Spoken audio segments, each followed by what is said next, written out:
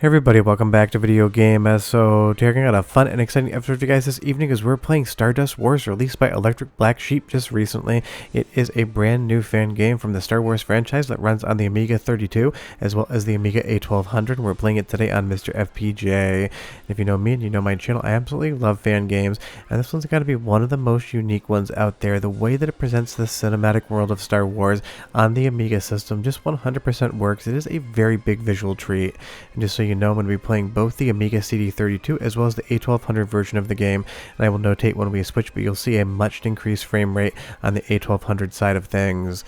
Before we get too far involved though, do me a huge favor down below, hit like and subscribe and ring that notification bell, definitely helps us out. And if you feel so inclined and want to support the channel, I got a Patreon link down below as well. But if you've ever played a game like Sewer Shark or Night Strike or anything else, you're going to understand the gameplay on offer here. But I will say some of the cinematic moments in this title are just absolutely spectacular, and are doing things with the Amiga hardware that I've never seen done before. Coming out of the Death Star here with all of these explosions going on around us, all of these cinematic camera movements, it just is something that I don't think I've ever truly seen before done on Amiga. But then again, I am not a huge Amiga user, so I'm never 100% sure what's out there. If this reminds you of anything, do leave me a comment down below. But this is the level of production value that you're going to see in Stardust Wars. Electric Black Sheep absolutely killed it when it came to the visual stylings of this game, and I absolutely love how it looks on screen. And the best part is, this game also comes with an Amiga emulator if you want to play it on your Windows PC. And before you ask for a link, I am not leaving one down below before Mickey Mouse kicks my door down and kicks my teeth directly in. But there's just something about the visual stylings and overall graphical fidelity I love here on the Amiga. It feels like a more powerful Sega CD showing this to you right now, even if I don't believe this is actually full motion video. It just has a unique look with all of the dithering artifacts on screen. It really does sell the illusion of depth, and you put that onto a rail shooter and it basically just works. Now I would say, having played this in the background as well, some of the actual hit detection could use a touch of work. It is sometimes hard. You feel like you're hitting the enemy but nothing is actually happening. It feels like you need to be almost perfectly aligned, but you will understand the gameplay once you get into it. But again, there's just something about this sweeping cinematic camera movement here, this Dutch angle coming in to the structure of this ship. It just 100% looks absolutely gorgeous and really shows the creative developers, especially in 2024, can get stuff out of the Amiga you never thought possible. Now this is the Amiga CD32 version of the game playing right now, so it can be a little bit slower on the frame rate, and in just a moment I'll move over to the A1200 footage to show you the difference. But the Amiga CD32 is going to come with a completely different soundtrack package. The executables are going to be almost 700 megabytes because obviously the CD32 has some capabilities on the sound side that are fun to talk about, and I will try to give you a soundtrack sample in just a moment, but I expect 50-50 coin flip that it's going to get flagged because it does involve some Star Wars music. But I can't stress enough just how incredibly gorgeous this game is in motion. All of these images moving around, the sense of depth and scale, it is just a straight up 10 out of 10 as far as the visuals are concerned. And developer Electric Black Sheep stated that this was inspired by the classic arcade games in the Star Wars universe. I see a lot of Atari in here, I see a lot of Sega as well. Now moving over to the A1200, you're gonna see that we get a much improved frame rate, and this would probably be my recommendation as the de facto way to play.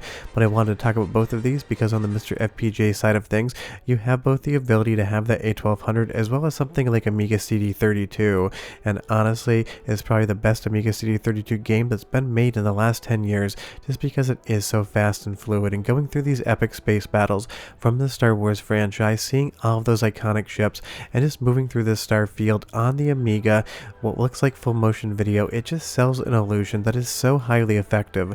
And that's why I love fan projects. They can basically take antiquated hardware, give it a fresh idea, and use the knowledge of decades of development that have gone before it to really create something as wild as you're seeing here. But here comes the soundtrack sample. You're either going to hear it or it's going to go dead silent for 45 seconds. We'll have to find out how nice Disney feels today, but enjoy it if you actually get to hear it.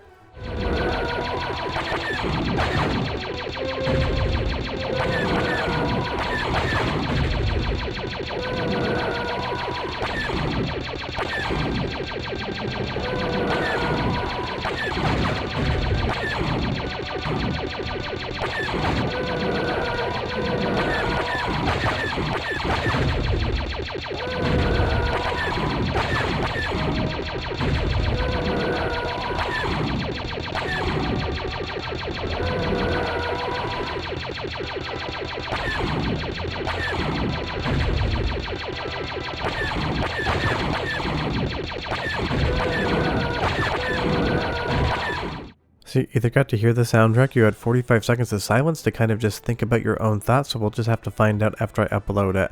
I will say the music sounds great, but sometimes the sound effects only come out of the right channel. It seems like there's a little bit of an issue in the sound effects in the stereo mix, but I'm sure that can be updated in future versions because again, this is a work in progress build.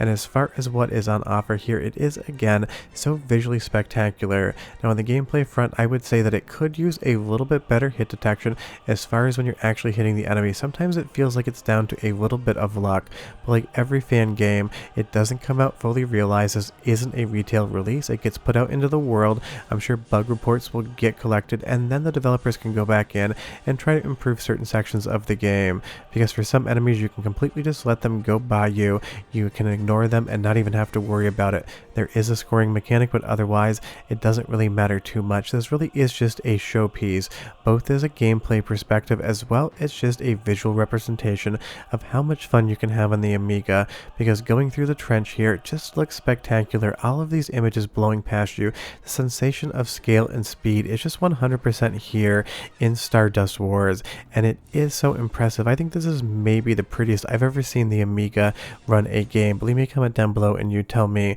what is the best looking game on the Amiga visually, because it isn't again something I have the biggest knowledge base for.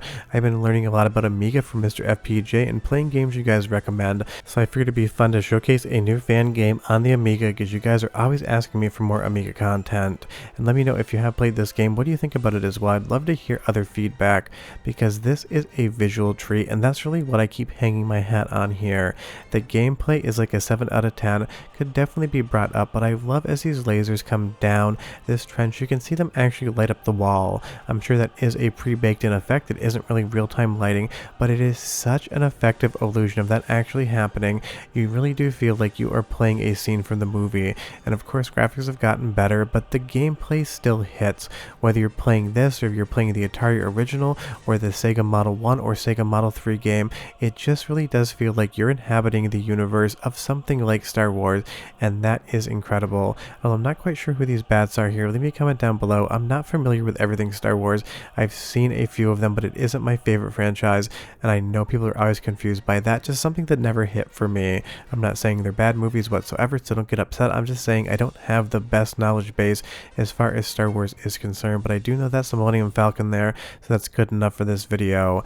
And again, on the Amiga CD32 version of the game, you're going to get more soundtrack and you're going to get a lower frame rate. On the A1200 version of the game, you're going to get a better frame rate, but it's fun that the developer made two different versions for two different hardware specs.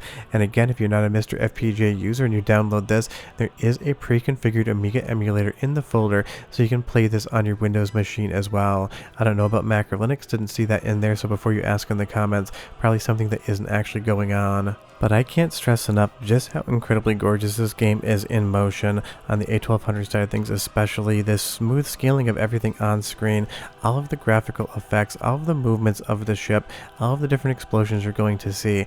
This is highly impressive and it's highly stylized, and even though it is trying to harken back to those arcade games back in the day, what I really see the most out of this is something like Night Striker from Taito, that overall futuristic vibe, the gameplay elements, big Night Striker energy here, and if you've never played that game before, I cannot recommend it enough. And there's even a new Night Striker game in development actively, which I cannot wait to play in 2025. But in the meantime, we have Stardust Wars by Electric Black Sheep, just showing how much you can get out of the Amiga if you know how to program for it, and if you have a fun gameplay concept like Star Wars, and it hits on every single level. Like I said, some of the hit detection could be improved, a little bit more gameplay could be added in, and I'm sure stuff like that can and will come in the future.